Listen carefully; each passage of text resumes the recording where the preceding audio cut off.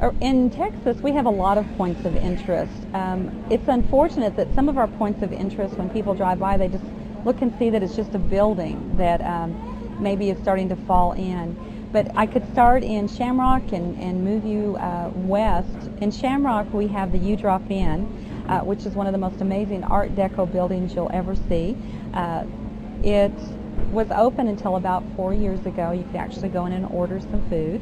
It used to have a little gas station attached to it. And a lot of people remember what it was like to travel Route 66 and stop in Shamrock and stop at the U-Drop Inn. 66 and Highway 83 intersect there, and Highway 83 is your north to south, Canada to the country of Mexico. So it was definitely a major crossroads. As you move out of Shamrock, well, there's also a piece of the Blarney Stone there too. They've got just this little piece embedded, and you can go and kiss it and have all the good luck you want. You move into McLean, and we have restored one of the first Phillips 66 stations in the state of Texas. There's also an old movie theater that the facade has now been restored. We have a museum there called the Devil's Rope Museum that houses not only a barbed wire collection, but an amazing collection of Route 66 memorabilia, signage. There's dolls, there's snakes. There's an original cow from the Route 66 Big Texan there. There's another museum there that has interesting artifacts about the Titanic. The founder McLean died coming back on the Titanic to claim some property here. So there's a lot of that kind of history. There's an old German POW campsite on the outside. As you move into Allen Reed, there's the remains of the Regal Reptile Ranch, which was one of the first of the snake pit attractions. We actually have a rattlesnake that we have on display here at the Big Texan, and the background of his cage is the old Regal Reptile Ranch.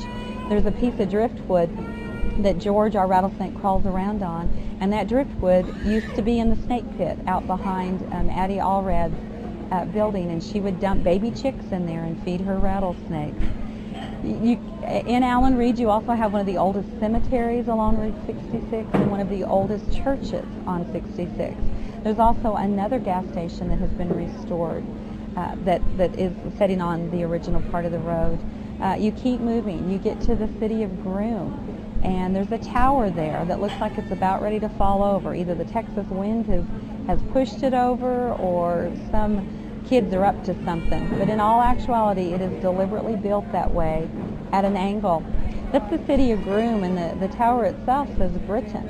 And people have kind of gotten caught in that little trick too, because usually when you see a water tower, you assume that's the name of the town. Well, that's part of their joke. It's not only the Leaning Tower, it's the Britain Leaning Tower in the city of Groom. Makes it kind of fun. Groom has added an additional attraction, and this was not on original 66 30 years ago, 20 years ago, but it is now, and it's one of the largest crosses in the Western Hemisphere. And they continually upgrade, and they're building just all kinds of amazing things. There is something about walking onto the grounds of that cross that give you a calm effect. It's very hushed. I've been out there before when there's been busloads of kids, and they're not running around and screaming and hollering. There's no graffiti at all anywhere on that site, and so it just kind of gives you, that feeling of, it's time to stop and, just relax and then just move on. There's a whole huge story how the cross got to be there, and maybe that's a story we can do some other day, because it's just a fantastic story. You keep moving. Conway has old gas stations. I skipped one. Between Allen Reed and Groom, McLean and Allen Reed, there's some old stretches of road that used to get real muddy, and people had to be pulled out with tractors. And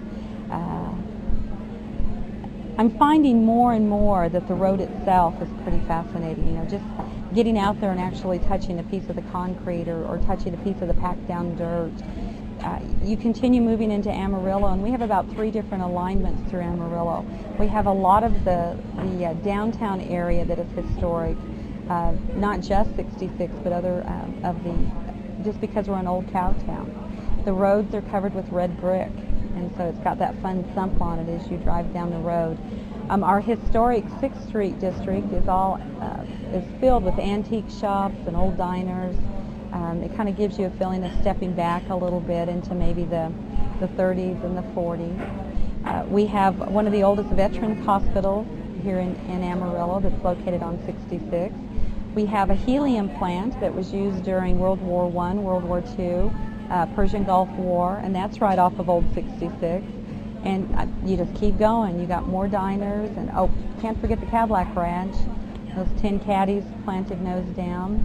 They've been here since 1974, and even though they're not officially on the old road, they are definitely a landmark of Route 66, and you just can't leave town without graffitiing them. We repainted them last week, and so there's a nice fresh canvas out there and ready for people to put their little signature on. Wildorado and Bushland have some unique buildings that have long since been deserted, and some of the signage is even gone. You don't even know what they are anymore. You get into Vega, and we have an old courthouse there in Vega and a 2-story gas station that's located there. Some old stretches of 66. The Vega Motel is famous for putting all of its sheets out on the line to dry. So at night when you crawl in the bed, it's that fresh smell. It's not just, you know, the laundered smell. You get into the city of Landrigan, which is no longer a city, and there's a couple of deserted buildings there, but that, for all intents and purposes, is the center of Route 66. You move to Adrian, and Adrian lays claim to being the midpoint of 66. Again, there's a lot of wonderful old buildings there. There's a cafe called the Bent Door that has long been closed, and it literally has a bent door. That part of the building was built from an old tower from an airport, and they always had those bent doors. Of course, we have the Midpoint Cafe and best pie, I think, in Texas.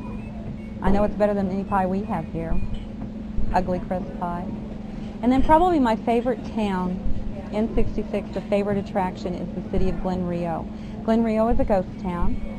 You can stand with one foot in Texas and one foot in New Mexico, and you're in 2 different time zones. If I ever need to just get away, there's something about going to Glen Rio, because I can feel it. I have another hour left, and I can look and see what's happened to this town. The restaurant closed, the motel closed, the gas station closed. People have gone in and ransacked the motel. The gas station's all torn up. And I think there's got to be a way that I can make sure that that doesn't happen to some of these other towns. If it had had a few more businesses, maybe it would have survived. If the railroad still went through there, maybe it still would have been okay. I mean, the water tower is even disintegrating. You know, it's just leaking out everywhere. But there's something about Glen Rio that makes you realize that there's something worth saving here. You know, these were people's lives and their livelihood. Glen Rio was probably a very welcome stop when people were coming in from New Mexico. The first in Texas was their very first stop.